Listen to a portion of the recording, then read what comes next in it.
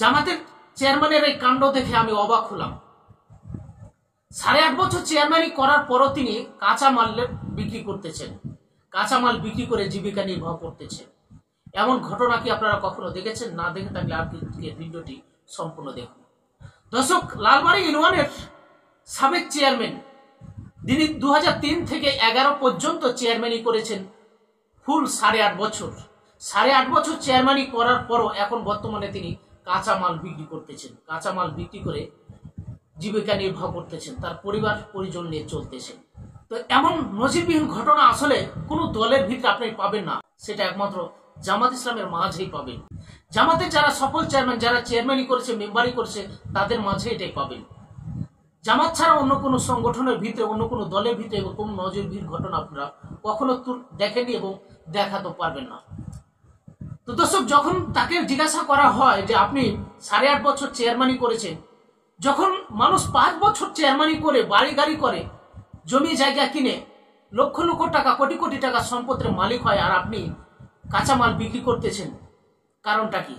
তখন উত্তরে বলেছিল যে কে বা কাহারা কে কি করলো সেটা আমার দেখার বিষয় নেই, আমাকে জবাবদিহিতা করতে হবে পরকালে, কবরে জবাবদিহিতা করতে হবে, পরকালে হিসাব দিতে হবে। তার জন্য সরকার যা আমাকে বাজেট দিয়েছে তা আমি সম্পূর্ণ সঠিকভাবে জনগণের কাছে বিতরণ করে দিয়েছি। তারপর যখন তাকে জিজ্ঞাসা করা হলো, যারা কোটি কোটি টাকা, লক্ষ লক্ষ টাকা জনগণের টাকা চুরি করে পকেটে ভর্তি করে, বাড়ি গাড়ি করে, তাদের উদ্দেশ্যে আপনি কি বলবেন? তখন তিনি বললেন, তাদের উদ্দেশ্যে আমার কোনো বক্তব্য নাই, তারা যদি সেখান থেকে ফেরত আসে, ভুল স্বীকার করে ফেরত আসে, তখন আমি তাদের জন্য কিছু নসিহত করবো, তার আগে তো নসিহত করে কোনো লাভ নাই।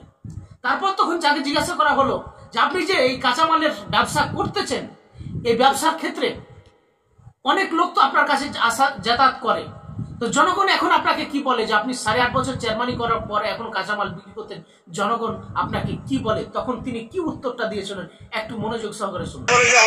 কাঁচামালের ব্যবসা করছে তো সাধারণ ভাবে, তো সাধারণ মানুষ আপনাকে কিভাবে দেখছে? এসালা কিছু করিনি, এসালার সব সালাটা দিয়ে দিয়ে এখানে এসালা কিছু করলো না, সালাতে খাওয়ার পরে দিল, সালা কিছু করলো না, সালা করে দিয়ে দিল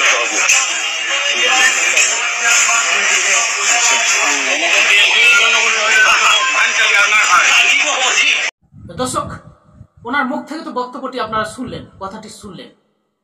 এ হচ্ছে জামাতের চেয়ারম্যানের কর্মকাণ্ড। সত্যি আমি অবাক হলাম।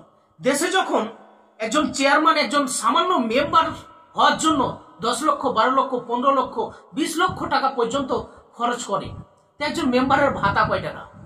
তো আপনি কাকে ভোট দিয়ে কি বানাচ্ছেন? তাকে তো আপনি চোর বানাচ্ছেন। আপনি এমন মানুষকে নির্বাচিত করেন যে আপনার টাকা, আপনার জনগণের টাকা আত্মসাৎ না করে সঠিকভাবে বিতরণ করবেন।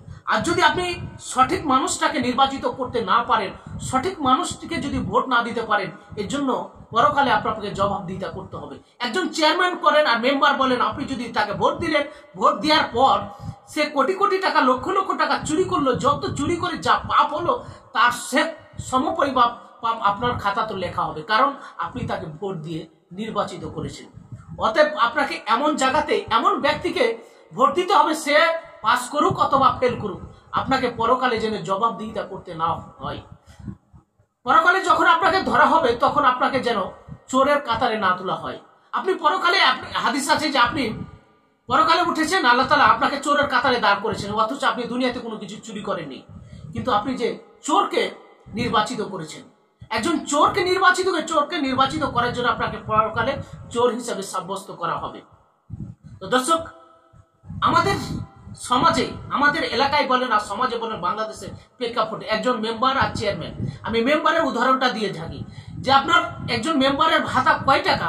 সে 10 লক্ষ, 12 লক্ষ, 20 লক্ষ টাকা পর্যন্ত খরচ করে মেম্বার হয়, সে আসলে কি করে?